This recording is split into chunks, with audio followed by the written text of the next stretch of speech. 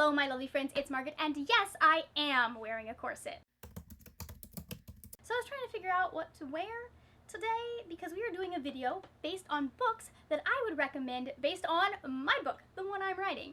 And I was like, I don't know, what should I wear for this? I feel like I want to wear something that's kind of themed, that's similar to what my main character would wear. And then I realized I have a corset that I made. For those of you who don't know, I was a theater major, and one of the things that I did a lot of in theater when I was in school, I did a lot of costume design. And one of the things for the minor that I was not able to get, but that's a whole different thing, like nobody ever told.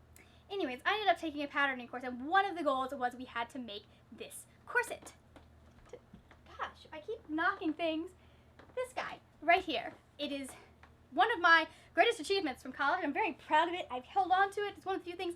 I also have a hat I made, but I think I might get rid of that because I just don't care about it, and I never wear it, and I never use it. This is useful at least for Renfests and stuff. Long story short, this is more of a Tudoresque corset, which is much more about keeping everything flattened up and not so much about cinching the waist in, although even in the high Victorian times, like only like really, really rich women were really interested in that 16-inch waist that we hear about.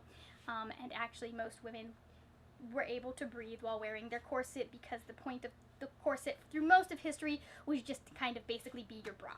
It wasn't meant to make it hard to breathe. It wasn't meant to make it so that you had no waist, especially in Tudor era, because like the whole point of the way they structured was to make women look nice and thick, because that meant that they were good for making babies.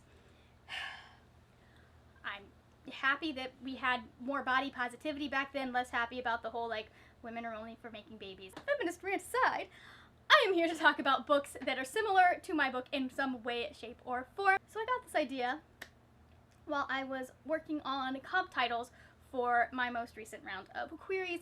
I was trying to figure out like what are recent books that I can use. Comp titles are a little frustrating for me because I can think of a lot of like really good comp titles for my book, but they're all like 10 years old or more. Like I have Crown Jewel. This would be a great comp title for like every book I ever write, probably, because it's all like this did something to me on a formative level, and so this really, really affects how I write people and stories and fantasy and heroines and all of that. So there you go. First book recommendation for my book. Not intentional. It's not on the list. Typically, you want a comp title to be 5-ish years recent, like no older than 5 years, because it shows you're kind of keeping an eye on the market, and it shows that like you're reading what you're writing and all of that good stuff, and it's something that they can use and all of that. It's frustrating sometimes when you're like, but this is the perfect comp. Those of you that are writers, you probably know what a comp title is. Those of you that are not writers, I'm gonna explain it real fast. Basically, a comp title is a comparative title to your book. It's something that agents may ask for because they want to know, where is this going to sit on the shelf? What is this going to be most similar to? You're kind of trying to give them an idea of what your book is like, why it might pique their interest, without them having to read your entire book. You use that in pitch contests, you'll use that sometimes, they'll ask for those in queries. Now, I will say that a lot of the books that I am recommending today, they wouldn't be great comp titles either because they contain an element that is not something I can claim for my book, or because they are a little bit old. So, like, I didn't limit myself to the last 5 years when coming up with most of these. Some of these are books I actually did consider to be a comp title. There are like 4 of them, but most of them are just, I'm like, these are books that I can recommend based on if you liked my book. Not that anyone knows if they've liked my book because they haven't read it. But if you liked these books, you might like my book. We're so far from that even being a possibility, but I like being hopeful, and I felt like this was a good idea. I ended up grouping, when I was considering comp titles, I found like 3 or 4 different things that I was like, these are similarities that a book might have with my book. And so the first one that I considered and that I'm going to be recommending based on is political fantasy. The first book I want to recommend is The Queen's Rising by Rebecca Ross. This follows Brianna, and Brianna, I don't remember the country names or any of the other characters, but basically Brianna's mother and father were from 2 different countries, and in her father's country they have a very long tradition of having queens. However, the most recent queen was unseated, and she has been like not dethroned, but her ancestor or something. Basically, the most recent queen is not on the throne that she should be on. Someone has usurped the throne, and Brianna happens to discover a power that she has that could help the resistance and this queen get back on her rightful throne. And so she has to travel to her father's country, who she has never met, does not know who he is. She has to travel there and get involved in the politics there so that she can kind of help find out what's going on. She travels as like, I don't remember what she travels as, but she's basically traveling as like she knows music or something. I really enjoyed the kind of very historical feeling backdrop of this story. I loved the politics and the way they were woven into the story and how they complicated things. I really, really liked the world building in this book. It was so good. It doesn't have a lot of romance, which normally would be a problem for me, but like the guy that she chooses for the romance, I'm just like, I mean, he's not doing anything sketchy, but you're 18 and he is not. And I know, like it was one of those things where, like, I know an age gap like this would be normal in kind of that time period, but I liked it, but it did squeak me out a little bit, especially at the beginning. A little bit. Just a little bit. The second one that I want to recommend is The Guinevere Deception by Kirsten White. So this is about Guinevere, whose name is not actually Guinevere. I won't say what I think her name is. I think I do in a vlog or something, but I won't say what I think her name is here because that might be a slight spoiler, especially if I think the book is coming out soon, so I don't want to spoil it, but like I know Arthurian legend and I'm pretty sure I know who this is. Like there's not really a lot of options. This is about Guinevere. She is sent to Camelot by Merlin because Arthur is in danger and she has the magical know-how and is going to be able to go under the radar in Camelot and help protect Arthur. Magic is banned in Camelot, but she and Arthur are working together because he's not like really happy about the fact that it's banned. It's like a necessary evil in his mind. And so they're working together trying to figure out what's going on? What is this magical threat that is coming for him? I loved this book. It was such a clever, wonderful twist on the Arthurian legends. Like, there was so much that I just did not see coming. I was just like, wow, that was a way to twist it. That was a way to take the original and make it better. It's definitely, I especially like the fact that it is more female focused. Woot woot. Lots of dudes in the original Arthurian legends, not a lot of women, not a lot of agency for them. Plenty of agency for Guinevere. I loved this. I just thought it was so much fun. The next one that I want to recommend is more political than fantasy. Like, the fantasy aspect of it is iffy, but I'm still going to recommend it because it had a lot to do with how, like, just influenced a lot of the original plot of my book, and that is The Perilous Guard by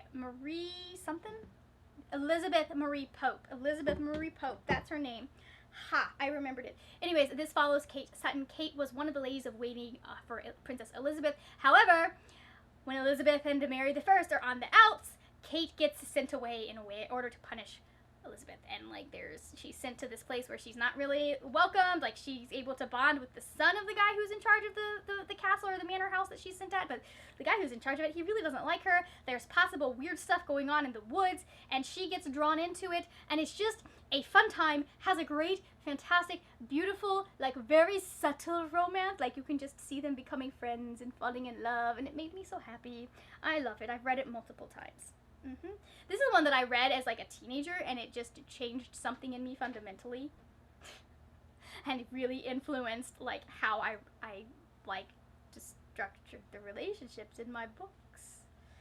I've gotten a little bit away from it, but like still there are echoes of it in there. But I highly recommend this. I think it is so much. It's just such a good read. It's so just. The Tudors were wild, and it's fun to read about them, but sometimes it's fun to read about the people who were affected by them too. Although I don't think this girl was real. Was she real? Maybe? Because I know there were Suttons. No, she is completely fictional, it looks like. That's great. The final one that I want to recommend is Truth Witch by Susan Dinner. This was my new favorite book of 2019. I love it. It is about Safi. She is a truth witch. There aren't a lot of them. In fact, I think she's the only one.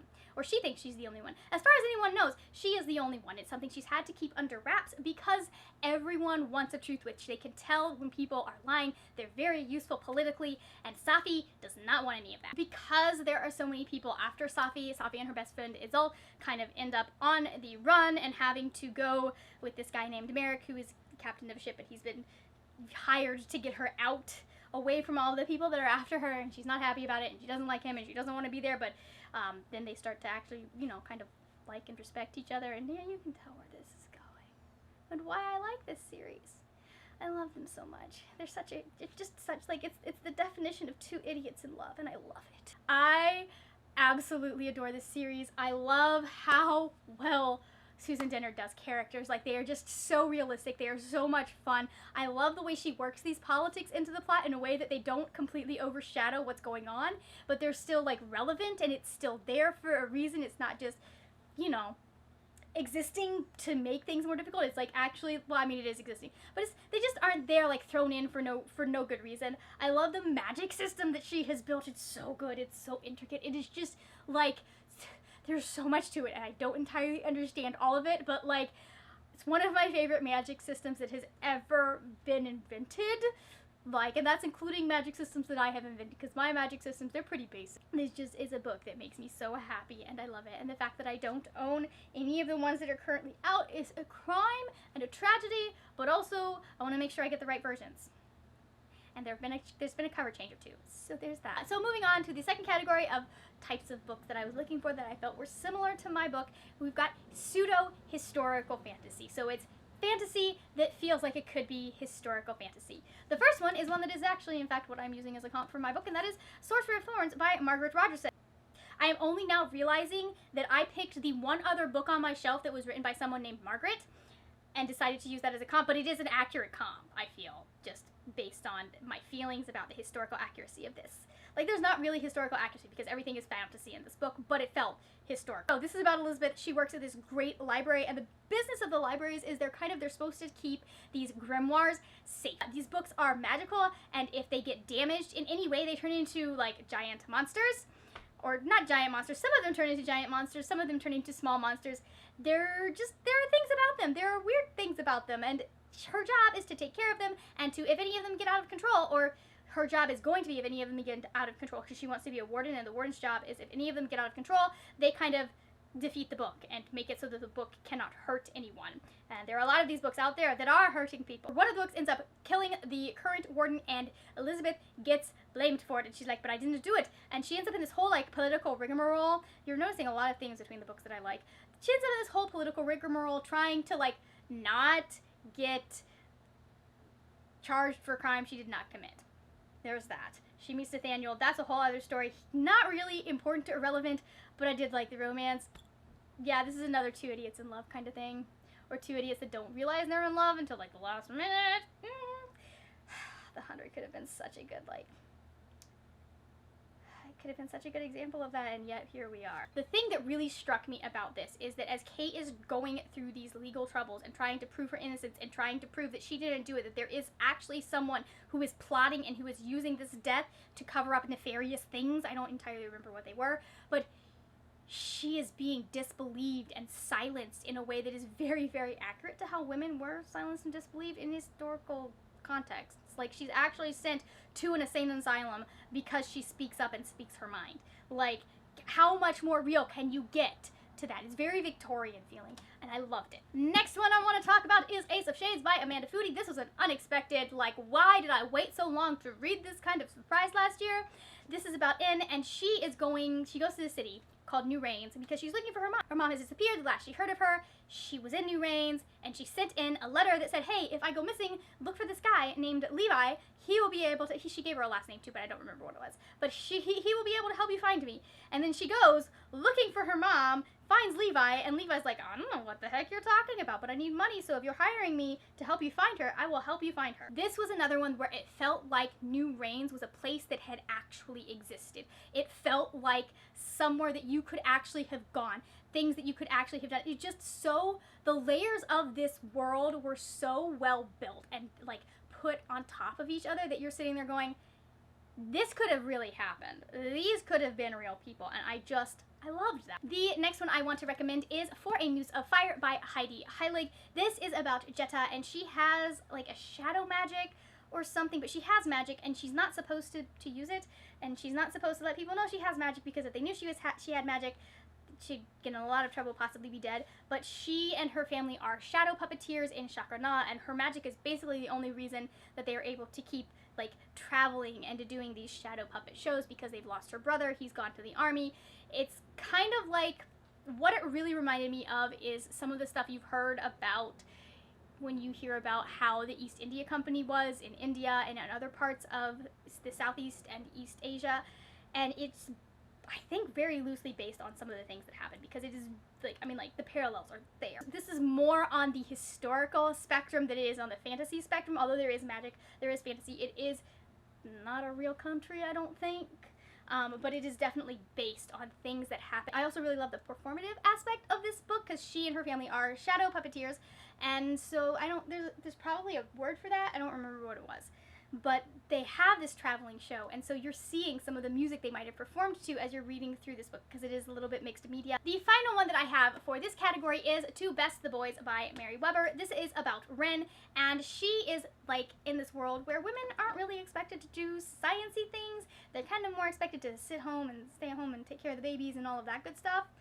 I mean, there's nothing wrong with that, but like, that's all they are expected or allowed to do. But Wren, because her father is a scientist and she's her father's only child, has kind of grown up doing sciencey things with her father. They've been working on finding a cure for this disease that has been ravaging her city, and then her mother gets sick and she's like, oh, I don't have the resources in this little lab. Like, we don't have the time or the resources here, and I need more time, I need more resources. And she doesn't have much she can do about the more time part, but she can do something about the resources, because there is a scholarship contest to get into the local university. However, she has to compete as a boy, because only boys are allowed. I really, really appreciated, like, it does once again feel like a real city, a real thing that could have happened. It feels like one of those like science women that we never hear about, because even though they were doing the work alongside their brother or their husband, even though sometimes they're the ones that are responsible for the discoveries that were made, they don't get credited because they were not a man, and men were not, like, men were the only ones that were credited in those times. Like, it's historical, it's happened, look it up.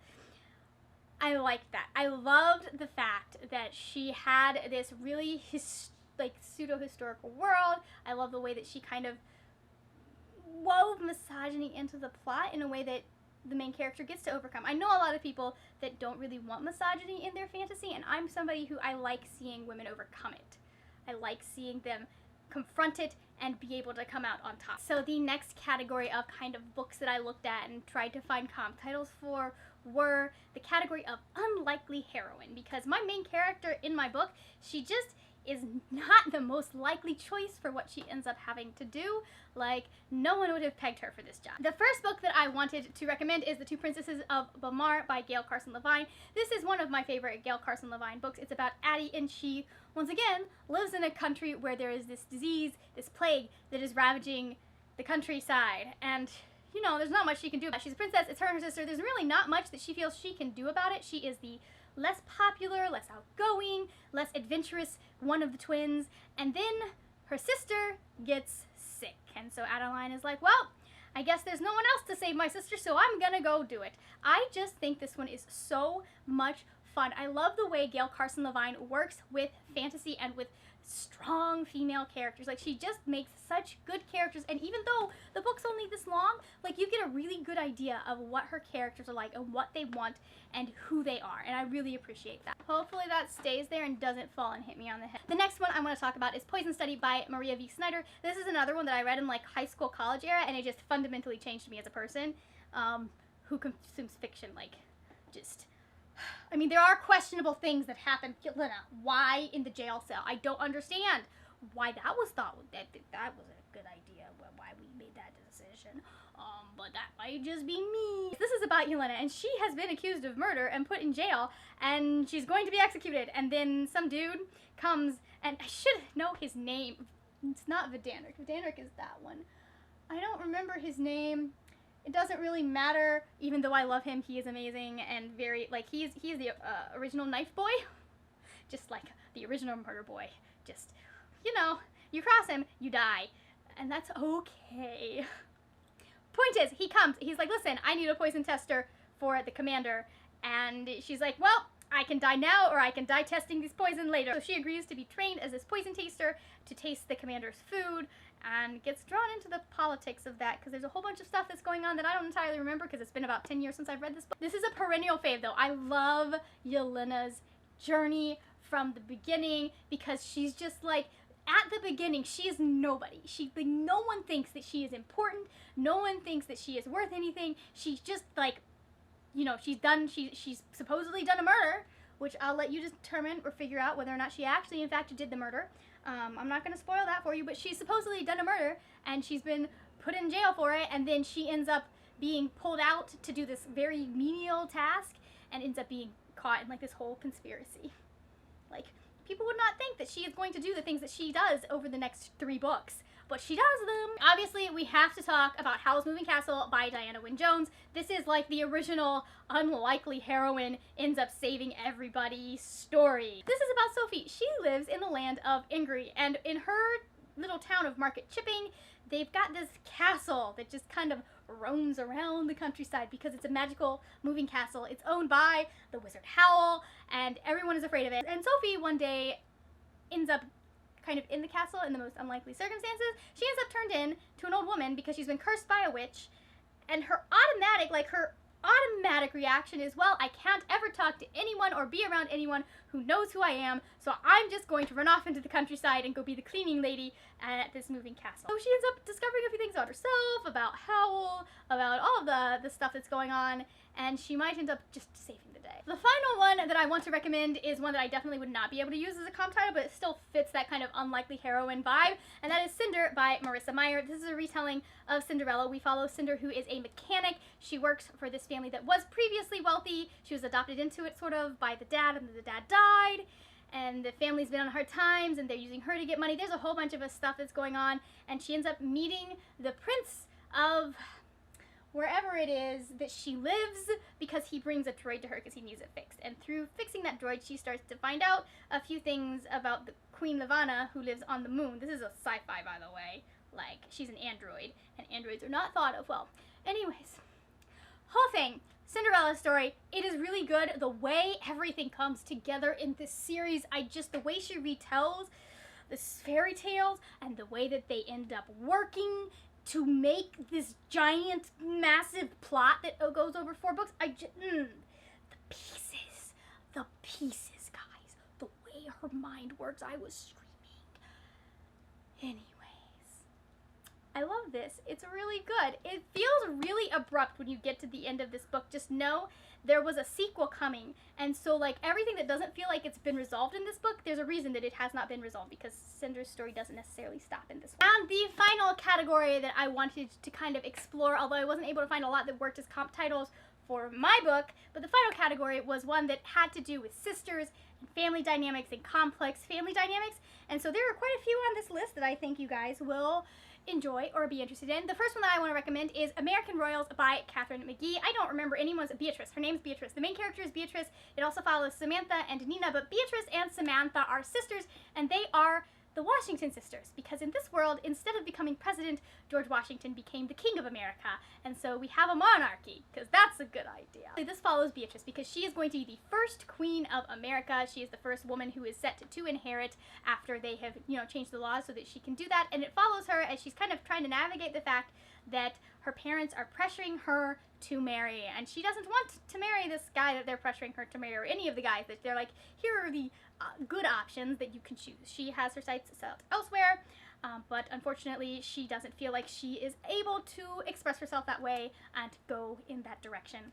So there's that. It was an interesting reading experience for me because it took the first like 75% of this book for me to really get into it. But once I was into it, I was into it. Like, it was just, like, I'm like sitting there going with these 2 princesses and this 3rd character that I absolutely hate, and there was only 1 character in it that I was like, I actually like you and your point of view, and these, anyways, I'm watching these 2 princesses, I'm like, oh my gosh, walk outside your castle and like see the problems of real people for once. I was just like, whoa.